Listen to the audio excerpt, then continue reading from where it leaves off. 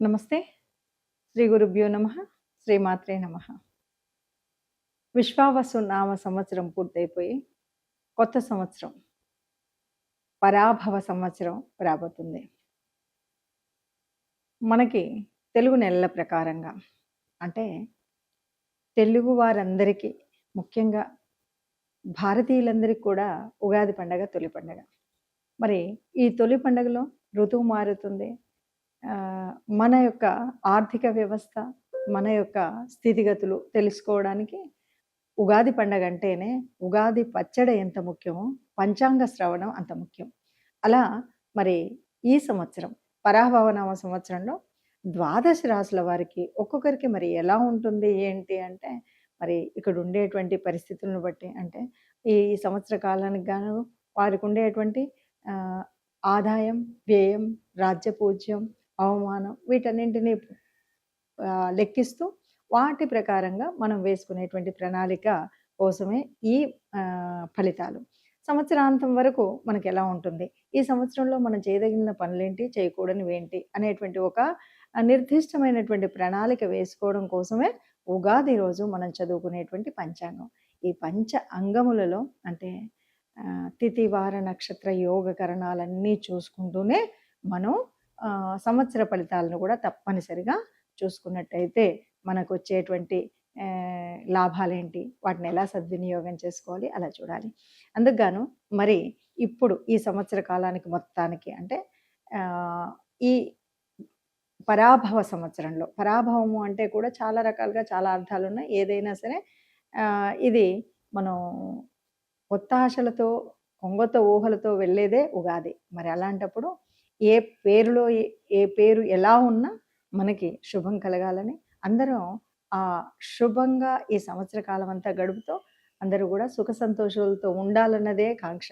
మరి దానికోసం మనం ఏం చేయాలి ఏంటి అన్నది తెలుసుకోవడం కోసం ఈ సంవత్సర ఫలితాలని చూద్దాం.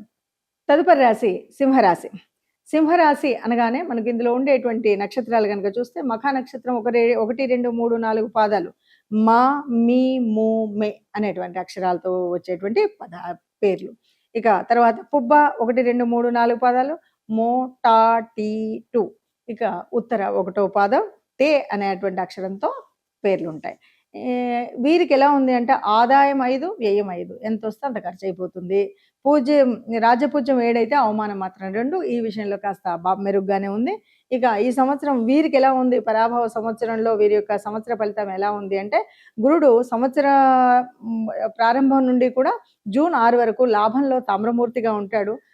శ్రమ చేస్తే ప్రయోజనం పొందుతారు. అప్పటి నుండి వ్యయంలో 31 అక్టోబర్ వరకు రజితమూర్తి కొన్ని ఉండి కొన్నింటి ఖర్చులు కనబడతాయి, కొన్నింటిలో కనబడవు. అప్పటి నుండి తర్వాతి కాలంలో 24 జనవరి 2027 వరకు వ్యయంలో సువర్ణమూర్తిగా మిశ్రమ ఫలితాలు ఇస్తాయి. అంటే ముందు లాభాలు, తర్వాత ఖర్చులు, తర్వాత కొంచెం మిశ్రమ ఫలితాలు కనిపిస్తుంది. శని సంవత్సరం అంతా లోహమూర్తిగా అష్టమంలోను మనకు తెలుసు అర్ధాష్టమ శని ఉందని. శ్రమని వస్తుంది, ఖర్చులు కూడా ఎక్కువే వస్తాయి. ఇక రాహుకేతువులు ఇద్దరు కూడా 7, 1వ స్థానంలో ఉండి తర్వాతి కాలంలో 5, 12 రాసుల్లో ఉన్నప్పుడు సువర్ణమూర్తులుగా ఉండి తర్వాత 6, 12 రాసులందు తామ్రమూర్తులుగా ఉండి కొంత స్వల్ప ప్రయోజనాన్ని అయితే ఇస్తారు. ఇక 2 జూన్ నుండి గురుడు శుభుడు, శని సంవత్సరం అంతా శుభుడు, రాహుకేతువులు 2 ఆగస్టు నుండి పాపులు. గోచార గ్రహ సంచార ఫలితాల్లో బహుసామాన్యంగా ఉన్నాయనే చెప్పొచ్చు సింహరాశి వారికి. వ్యక్తిగత జాతకాల్ని పరిశీలిస్తే మనకు ఇంకా కొంచెం మెరుగ్గా చూసుకోవచ్చు. ఆలోచించకుండా ఏ నిర్ణయాన్ని తీసుకోకూడదు. ప్రతిదీ కూడా బాగా ఆలోచించి తీసుకోవాలి. ప్రయత్నాలతో పనులు చేసుకోవాలి, అంతే తప్ప గబగబా తొందరపడి చేయకూడదు. ఇష్టత లేకపోయినా పనులకు అంకితం మాత్రం అవ్వాలి. ఈ పని నాకు చేయడం ఇష్టం లేదు కదా అని ఏదో మీద చేయడం కాకుండా అంకిత భావంతో పూర్తిగా చేయాలి. డబ్బు, వస్తువుల విషయంలో ఇతర చేతుల్లో మోసపోయేటువంటి సూచనలు ఉన్నాయి కాబట్టి చాలా జాగ్రత్తగా ఉండాలి. గృహంలో శుభకార్యాలు నిర్వహించుటకు తద్వారా వ్యయాలు పెరుగుతూ ఉంటాయి. ఆరోగ్యంపై అశ్రద్ధ చేయకుండా ఉండాలి. అలా చేసినట్టయితే సమస్యలు తిరగబడే సూచనలు ఉన్నాయి కాబట్టి వైద్యము తప్పనిసరిగా చేయించుకోవాలి. చిన్న అనారోగ్యం ఉన్నా అలాగే వ్యాయామం లాంటి నిజమైన వాటిపైన శ్రద్ధ చూపెట్టాలి. రుణాలకు కొంత తీర్చుకోగలుగుతారు, కొత్త రుణాలు తీర్చుకోకుండా ఉంటేనే బాగుంటుంది. విద్యార్థులకు నిరుత్సాహము తోడు కొన్ని చెడు అలవాట్లు అయ్యేటువంటి పరిస్థితి ఉంది. చెడు స్నేహాలకు దూరంగా ఉంటూ మనం ఏ టార్గెట్ పెట్టుకున్నామో ఆ టార్గెట్ను పూర్తి చేసే విధంగా మనము ఆ పని పాటించాలి సమయాన్ని వాటిని. అలాగే స్థి స్థిరాస్తులు క్రయ విక్రయాలకు దూరంగానే ఉండాలి. వ్యాపార విస్తరణకు అదనపు వృత్తులు చేపట్టుటకు ఆలోచన తప్పనిసరి. ఇంకేదైనా కొత్త పని చేయాలా అన్నది తప్పనిసరిగా ఆలోచించాలి. బదిలీలు అనేటువంటివి ఇబ్బందికరమైనవిగా ఉంటాయి. రైతులకు సామాన్య ఫలితాలుగా ఉన్నాయి. వ్యాపారస్తులకు ఈ సంవత్సరం అంతా శుభ అశుభ మిశ్రమాలతో ఉంటుంది. ఇన్ని విన్నాం కాబట్టి కాస్త సింహరాశి వాళ్ళకి అన్నీ మాకు తెలుసు అనేటువంటి ఆలోచన కాకుండా, ఎందుకంటే సింహరాశి వాళ్ళు మాకు మేధ ఎక్కువ అనేటువంటి ఆలోచనలో ఉంటారు కాబట్టి ఎంత ఆలోచించినా కర్మం కలిసి రాకపోతే బాగోదు. కాబట్టి ప్రతి విషయాన్ని ఆచితూచి ఆలోచించి చేయాలి. ప్రతి మాట ఆచితూచి మాట్లాడాలి.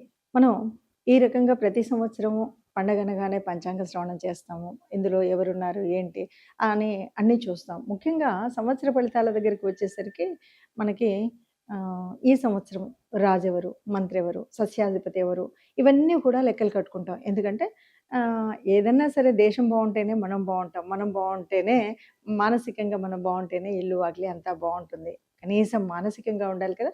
దానికోసం మరి మనం బాగుండాలి అంటే వర్షం బాగా పడాలి, యుద్ధాలు కల్లోలాలు ఇవేవీ లేకుండా ఉండాలి. అవేవీ లేకుండా ఉండాలి అంటే మనకు ఉండేటువంటి వచ్చేటువంటి మనం లెక్కగట్టేటువంటి రాజెవరు, మంత్రి ఎవరు అన్నది. రాజును ఎలా నిర్ణయిస్తారన్నది కూడా మనకు అందరికీ తెలిసిందే. పంచాంగం వినేవాళ్ళు ఏ రోజైతే ఉగాది వస్తుందో, ఏ వారం వస్తుందో ఆ వారానికి అనుగుణంగా ఆ వారాధిపతి మనకు రాజు అవుతాడు. ఇలా మనం లెక్క కడతాం. మరి ఆ లెక్కన ఈ సంవత్సరము గురువు రాజు అవుతున్నాడు. మరి ఇలా ఉన్నప్పుడు ఎలా ఉంటుంది ఏంటి పరిస్థితి అని అన్ని వివరంగా తెలుసుకున్నాం. ఏదేమన్నా ఇప్పుడు మనం తెలుసుకోవాల్సింది ఏమిటి అంటే, కాలం కదులుతూనే ఉంటుంది. కాలం కదిలినా కష్టాలు సుఖాలు కదులుతూనే ఉన్నప్పటికీ వాటిని సమన్వయం చేసుకొని ముందుకు వెళ్ళడం కోసమే చేయాలి. అందుకోసం మనం నిత్యం కూడా చేసుకునేటువంటి ఒక సత్య మార్గంలో నడవడం ఒకటే కాదు, ధార్మికంగా ఉండడం ఒకటే కాదు, ఈ రెంటికి తోడుగా మనం ఎప్పుడు కూడా మన కనీసం ఇష్టదేవత ఆరాధన చేయడం అనేది మర్చిపోకుండా ఉండాలి. అందున మనం పంచాంగ శ్రవణం అనగానే ఇది సనాతన ధర్మంలోని ఒక భాగం. దీన్ని నిర్ణయించుకుంటాం. అలాంటప్పుడు మనందరం కూడా ఆ సనాతన ధర్మాన్ని పాటించడం కోసం, ఆ ధర్మం ఎప్పటికీ పరిడవిల్లడం కోసం తప్పనిసరిగా మనవంతు బాధ్యతగా కూడా మనం ఆ ధర్మాన్ని కాపాడాలి. కాపాడాలి అంటే ఈ పంచాంగం విన్నాం, ఫలితాలు విన్నాం ఇంతే అని కాకుండా మన ఇష్టదేవత ఆరాధన ఇవన్నీ చేస్తూనే మనము సనాతన ధర్మంలో ఉన్నటువంటి మన కట్టు పొట్టు మనతో పాటు మన ముందు తరానికి అందించడం కోసం చేయవలసినటువంటి బాధ్యత కూడా మన మీద ఉంది అని తెలుసుకుంటూ ఈ పంచాంగ శ్రవణంలోని ఫలితాలను వింటూ అందుకు కావలసినటువంటి అంటే ఇష్టదేవత ఆరాధన, గ్రహానుకూలత, ఇది గోశాలకు వెళ్ళడం ఇలాంటివన్నీ చేసుకున్నట్టయితే గ్రహాలు ఎలా తిరిగినా మన మీద ఆ దేవుడి యొక్క అనుగ్రహం ఉంటుంది. మొత్తంగా మనం ఈ రాశి ఫలితాలను చూస్తూ ఉంటే మనకు అర్థమైనటువంటిది ఏంటి అంటే, ఈ సంవత్సరం ఉన్నటువంటిది అప్పుడు కొన్ని రాశులకు ఏలినాటి శని, కొన్నింటికి అర్ధాష్టమ శని ఇలా మనం చూస్తున్నాం. అది కాకుండా నెలలు మారుతూ ఉన్నప్పుడు రజితమూర్తిగా, సువర్ణమూర్తిగా, లోహమూర్తిగా మారుతూ ఉన్నప్పుడు కష్టం సుఖం ఇలా మారుతుంది. మనకు అర్థమైంది ఏంటి అంటే గురు బలం అనేటువంటిది ఉండాలి, శని అనుగ్రహం ఉండాలి, రాహుకేతువులు కూడా కష్టాన్ని నష్టాన్ని కలిగించేటువంటివిగా ఉంటాయి. కాబట్టి ఒకవేళ మనకు శుభుడు కాకుండా ఉన్నప్పుడు ఏం చేయాలి అనేటువంటి ఆలోచన ఉంటే ముఖ్యంగా మనం చేయాల్సింది గురువుల యొక్క సేవ చేయడం వల్ల ఈ గురుగ్రహం ఎక్కడెక్కడైతే అననుకూలంగా ఉందో అక్కడక్కడ మనకు రక్షణ కలిగిస్తుంది. గురువుల సేవ అంటే మీకు చదువు చెప్పినటువంటి గురువులు కావచ్చు, ఆధ్యాత్మికంగా నేర్పినటువంటి వాళ్ళు కావచ్చు, ఈ ఇద్దరు నాకు అసలు లేనే లేరు అంటే మనం ఏదైనా గురువులకు సంబంధించినటువంటి ఒక దక్షిణామూర్తి లేదా స్తోత్రాలు చేయడమే కాదు, వారి ఆలయానికి దత్తాత్రేయ స్వామి వారి ఆలయానికి వెళ్ళి అక్కడ సేవ చేయడం కానీ, వారిని ప్రార్థించడం కానీ కనుక చేసినట్టయితే గురువు నుండి వచ్చేటువంటి అననుకూలత పోయి మనకు అనుకూలత ఏర్పడుతుంది.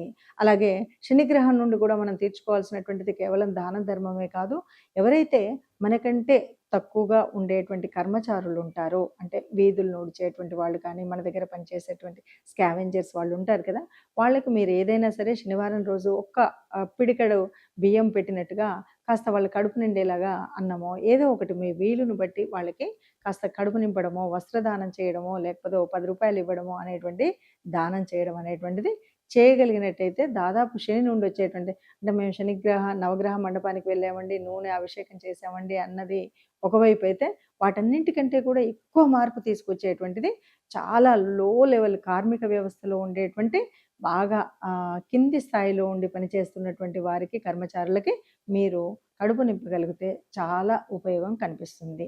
ఇక మూడవది ఇవన్నీ మన వల్ల కాలేదు అంటే ఎక్కడైనా సరే గోశాలకు వెళ్ళి గోవుకి మనం ఆహారాన్ని తినిపించడం కోసం, గోగ్రాసం కోసం అక్కడ డబ్బులిస్తారా? మీరే తీసుకువెళ్ళి ఇస్తారా? గోశాలను శుభ్రం చేస్తారా? గోవుల అభివృద్ధి కోసం ఏదైనా చేస్తారా అన్నది మీ ఇష్టం. ఏది ఏమన్నా సరే ఈ 3 చేయగలిగినప్పుడు కాస్త ఇప్పుడు మనం పైన చెప్పుకున్న ఏ రకమైనటువంటి కష్టం కూడా మీకు కనిపించకుండా తప్పనిసరిగా మంచి జరుగుతుంది అని చెప్పొచ్చండి.